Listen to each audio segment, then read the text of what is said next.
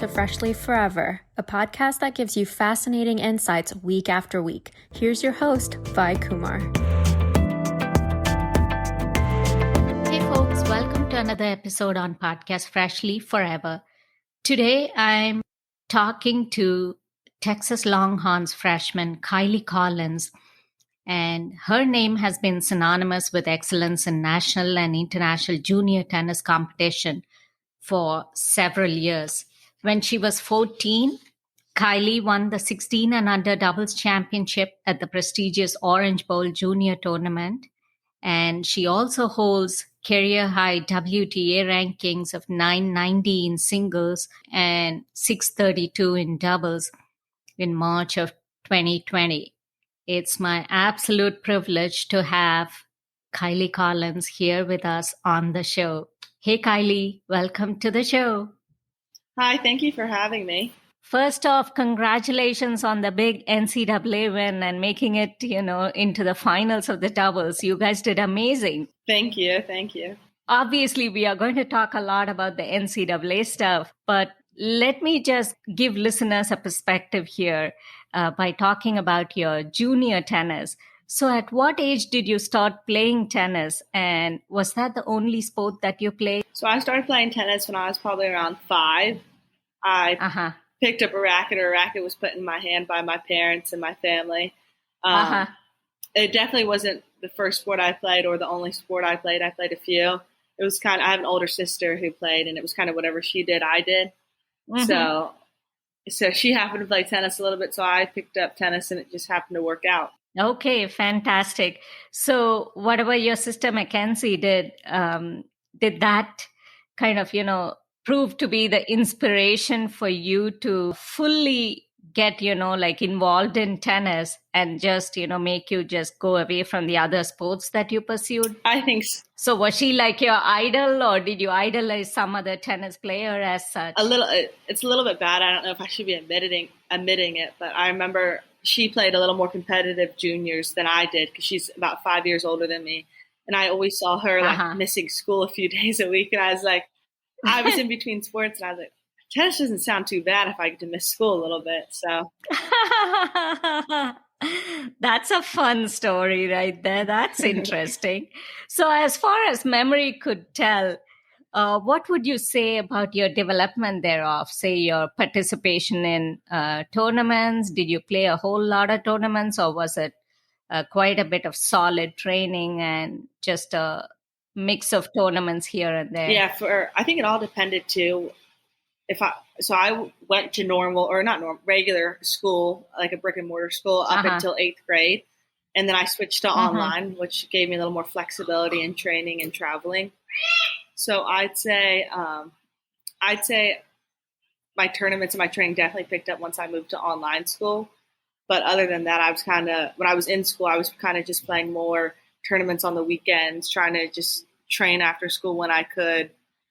So I do say, like, when I went to online school, I made a big jump in training and tournaments. Okay. But even otherwise, when you were playing all those weekend tournaments, was it like once a month that you would go to tournaments, or was it? Yeah, it was about that frequent? I'd say about once or twice a month, and it was mainly in Georgia or local, just whatever we could drive to. Obviously. Okay. And what about the higher level events like Orange Bowl, Herr, and the Nationals? Your journey with those? I know you won the 16 and under doubles championship at the Orange Bowl when you were 14, right? Yeah. So, the travel and tournament levels definitely picked up, I'd say, as I got older. But I'm trying to think. Yeah, I played with Casey back in the 16s when we won it. And that was a lot of fun. I think that was maybe my second year I was at Smith Stearns. But yeah, I'd say as I got older, the travel, the training, and the tournaments definitely picked up. The demand picked up. Okay. And that was the same year you made the semifinals at the Herr as well, correct? In singles? Yeah, yes, ma'am. So it was 2 long weeks, but it was a lot of fun. Well worth it, Yeah. because that was great results. And I know you enjoyed yourself there.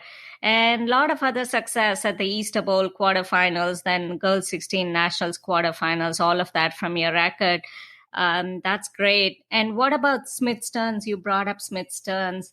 How would you say that training there made a difference in your journey? And what did you do prior to being in that program? So before I went to Smith Stearns in 8th grade when I made the switch to online school.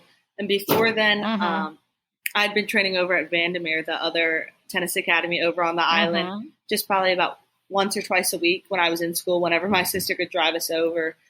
And I had a few good friends over at Smith Stearns at the time, and they're like, you should come try it out. I think there was like a new coach at the time, who's still my coach now, Evan. But so they're like, you should come try him out, come try the academy out. It could be a great fit, like schedule-wise. And I think I went over, tried it out one day of the week, and it was just the perfect fit. I loved everything about it. I loved the schedule they had, the structure they had, so it was perfect. Okay, awesome. And what about training with Coach Evan? Is it still the same? Does he, coach you now in Florida as well, aside from the team that you play for at Texas? Yeah, so I was with him at Smith Stearns for a few years, and then he ended up moving down here, and then I came a few years later. But it's still the same. We still go at it, still fight some days on the court. But I think he's still getting through to me, though, so it's been good. Okay. I think he has definitely been a big influence in your journey, looks like, even with your NCAA recruitment and all of that, and, shaping the person that you are as far as your tennis journey. Is that right? Yeah, for sure. He's been by my side for probably the past 4 years now, so it's been a journey, but he's still stuck around with me, still putting up with me. Oh, yeah. I mean, a career high ranking of 71 in the ITF and 900 in WTA singles and 600 something in doubles, that just speaks for all of the hard work that you have put in over there. And definitely, I think what the coach does with you is certainly, noteworthy. And as far as the recruitment process for the NCAA, the year when COVID struck, how challenging was it to manage tennis, the recruitment and everything, in a pandemic-driven world? Yeah, I mean, just like anyone during the pandemic, I'd say it was difficult. It definitely had its obstacles and challenges. I will say on one hand, because of all the tournaments that were canceled or put on hold, I definitely had a little more time to sit down and kind of think about where I want to be and what I want to do. And I will say it did help that Evan's been a previous college coach, so he could kind of guide me. And I mean, ultimately it was my decision, and I kind of had to sit down and be like, all right, this is where I want to go, or this is what I want to do. But it was tough because I only got to visit 2 schools. I kind of put off my recruitment trips instead of in the fall of my junior year to the spring. So I visited the University of Florida, and then Texas was my last visit before COVID hit, and I had about 2 more scheduled that I never ended up getting to take. So when it came down to it, I was deciding between 4 schools, and 2 of them I hadn't visited yet. So it was a little tough. There was just like in the COVID world, there was a lot of Zoom going on, a lot of FaceTime that we had to do. But ultimately, I made a decision, and I guess it worked out. So I'm glad where I am. I'm sure. So settling in with the Longhorns as a freshman. So you started early, correct? Yes, ma'am. So I went in January. I graduated high school semester early and then went in this past January. Okay, fantastic. And how did you handle the coach's expectations, and how did he help you face all the challenges, as you went in and tried settling in as a freshman there? Yeah, I kind of knew I didn't really put any expectations on myself. I know when I first got there, one of the first few days we sat down, he was kind of like, what are your goals? And I'm like, right now I'm just trying to survive the first week because I don't know what's going to get thrown at me. But no, the coaches definitely played a big role in helping me get settled in. And I got to give a lot of credit to my team. Like, they are but there's 11 of us, and it's like that our team would not be what it is now if there was one less of us. So I will say they made me feel so comfortable and made me feel right at home. And it was like I just gained 10 other best friends or sisters. Oh, absolutely. I think, that camaraderie and teamwork, matters a lot. And, it was so evident, when any of us watched on television and the chemistry with which you guys, handled yourself on court. And that definitely, was very evident in the championship. And you said you walked into the team in January, joined them in January. I think right after you played the ITA Indo Championship, correct? Yeah, so I joined them, and then it was a quick few matches we played, or quick few dual matches, and then we were straight up to Stillwater, Oklahoma, to play the indoors.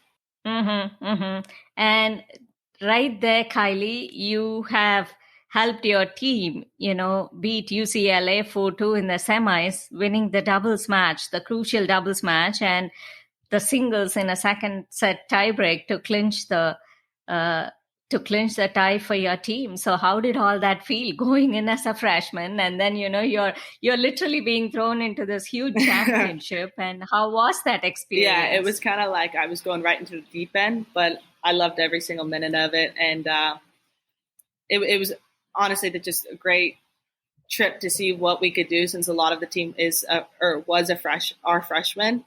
So it was kind of like our first real test at what we could do and how many matches we could string along against, top tough tennis teams. So in that UCLA match, honestly, if it didn't come down to me, it could have came down to the other 4 freshmen that were playing that day. So it was going to be a test for all of us, but it worked out. We knew we had each other's backs, and I had to go out there and win it for the team. So it worked out. Absolutely. And I think you did it in a very, very nice fashion.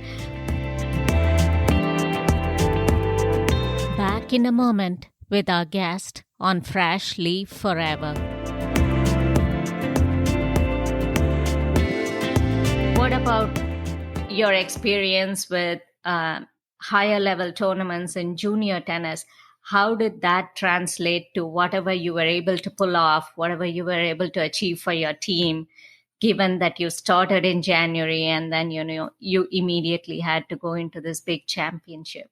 I think it definitely helped a ton, playing a lot of those high-level juniors and even some women's events. It was, no matter who was on the other side of the net, it was going to be a tough opponent. And there was always going to be a challenge. So it kind of taught me I got to bring my best to the court every single day and to the match and be match tough. So I think it definitely helped coming in January and knowing I've had some experience and played some tough matches so I could handle it. Okay. So what message does that, make you put out to the world? Does ranking really matter in that kind of a situation?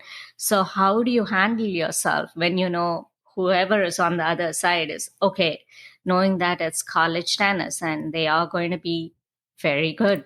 So at that point, what do you tell yourself? Does ranking really matter in those situations? To me, I don't think it does. I think no matter, kind of like what I said, no matter who's on that court, they're going to present a challenge to you, and it's kind of how you handle it, and it's what you're going to bring to the game. And it's kind of like, all right, this is what I'm going to bring. This is how I'm going to bring myself to the game. Let me see if I can impose it on them, and hopefully, when the clock stops, I'll be on top. Oh, yes. Very well said. And you did come out on top, and first season ending up as champions, you guys, Longhorns, and 31-1 result for the team in the season. And what better result could you guys have possibly had? That's just phenomenal. So again, you definitely would have been in situations playing in juniors, your zonals, your intersectionals, and all of that. And, how did that experience in a team setting, when it came to this moment, how did any of that come in handy as far as the transition aspect, or, doing what you needed to do for the team, and say, like you pull the team through at the ITA championship, and then here again, winning crucial doubles matches, the singles matches, and then you and Lulu Sun, your doubles record overall, I guess that just has been phenomenal. How did you do it all? Yeah, I think any past experience, zonals, intersectionals, or honestly, not even tennis, just any other team sports played a role in just knowing you got to go out there and not only do it for yourself, but do it for your other teammates out there. Because we all want it so bad. We all were working so hard. So it's kind of like, I'm going to go do my part for the team. So is everyone else. And hopefully it works out. Mm-hmm. So how do you think your doubles game, always you have been like, what shall I say? I think you've been at the top of the net, playing so well in doubles all along, right from your juniors. So how did all of that, help you position yourself as far as an overall team player? And then definitely you and Lulu, you guys did amazing when it came to the individual competition. Like, when you guys played as the doubles team and made it to the finals, it was a nail biting finish. It just was down to a few points and you guys did phenomenal. So you could have very well won the doubles too.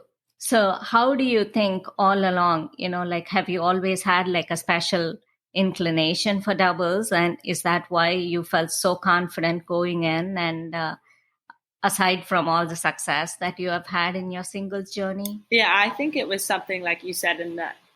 I look back at kind of my past matches I played, and I played some big doubles matches. So I think those definitely played a role in those past two final matches we played, the individuals and also the team. I'm kind of like, all right, I've been here before. I've done this. I've played with Lulu all season. It's something we can definitely do. And we just got to go out there and lay it on the line. And the great thing about playing with Lulu, or honestly, any one of my teammates, is we're always going to have each other's backs.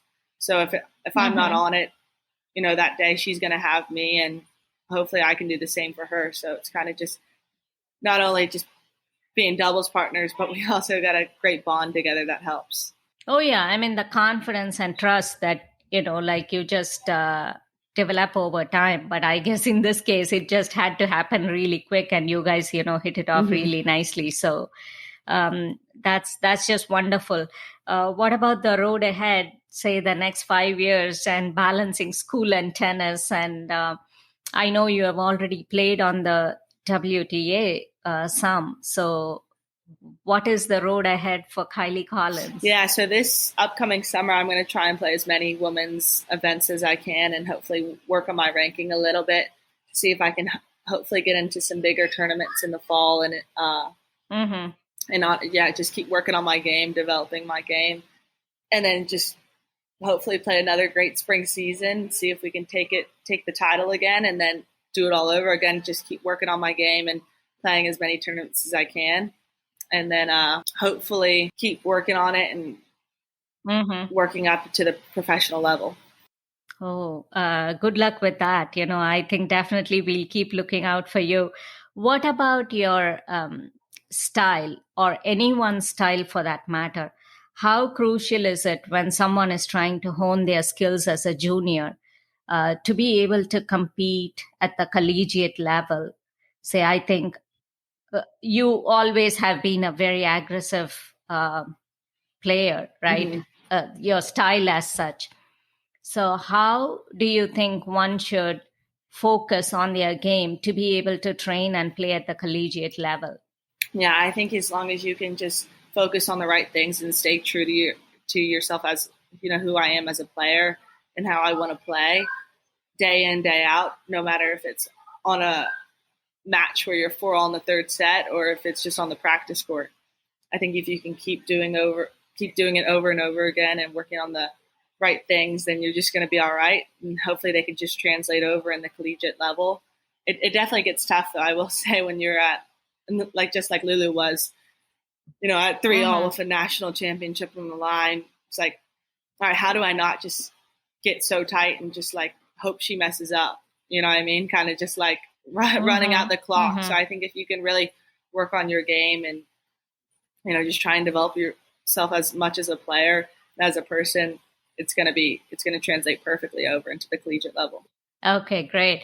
That's just good insights. What about the mind game versus physical game? Like exactly in a situation where you talked about like Lulu being at 3-all in the final set, and I'm sure your matches this season, some of it, like you have had to do the same. Mm-hmm. So how crucial is it for someone to like be strong with their mind game? I think it's honestly like more than half the game. It plays a big role, and it's something that our coaches have worked a lot with us over the past semester. And I think it can also help you in a match where it really kind of shows your maturity level. If you're mentally there, then that's one less aspect that like if my game's not there, but I'm mentally there, then I'm just going to do all right. And I'm going to be in the match. But yeah, I will say that's one thing they've been working on, and I'm still trying to work on and improve. But yeah, it's hard though too. It's always an uphill battle. Oh yes. And what about the aside from the training, what about the fitness, the nutrition and recovery side? Well, what is your message to anyone that's listening? I think I definitely say take care of your body. I was definitely not the best, even like the small things, just stretching, making sure I'm properly hydrated, well rested. I'd say I know, just listen to your body. I guess I would say I know if I don't get enough sleep, doesn't take much for me to get sick. So just take care of the controllables that you can, and hopefully you'll be all right on the tennis court. What about the nutrition side of it? Do you place any specific emphasis on what you eat, what you do during the day, just to keep yourself in top shape? Yeah, for sure. I think it plays a big role. My mom always kind of taught us like you are what you eat. So like I gotta be like pay close attention to it. But I will say I have a massive sweet tooth, so that gets tough. But I do try to eat pretty healthy and just make sure that, to me, that's like a controllable. You know what I mean? Like I'm gonna make sure I have the proper nutrition and proper hydration. So when it goes to those tough third sets, especially in the summer, I'm not going to be cramping up or just out of gas, basically. Okay. So if you were to say specifically, your message to people in the junior circuit that are looking to transition to Division I tennis, what would that be, Kylie? I think it's to really just enjoy the process. It's a marathon, not a sprint, and kind of just stay true to yourself and your game. It's really hard, especially in the juniors, to get caught up on like what everyone else is doing. But I think if you can get a good support system and kind of set out, this is what I want to do, this is what I want to achieve, and you just work day in and day out, there's no reason why you can't get there. Okay, very well said. Nice conversation, and we just had so much fun watching you and your team win the NCAA championship, and just keep doing the great work that you're doing. And it was so much fun catching up with you, and look forward to many more conversations in the future. For sure, yes. Thanks, Kylie. And thank you for having me. Oh, absolutely. And keep doing the great work. Yeah, thank you. Hook 'em. Yeah, hook 'em. And to listeners, thanks so much for tuning in week after week. Follow me on Instagram at Vai Kumar, and for the podcast at Freshly Forever for constant updates. I will see you back again next week with yet another guest and yet another interesting topic. Until then, it's Vai saying so long.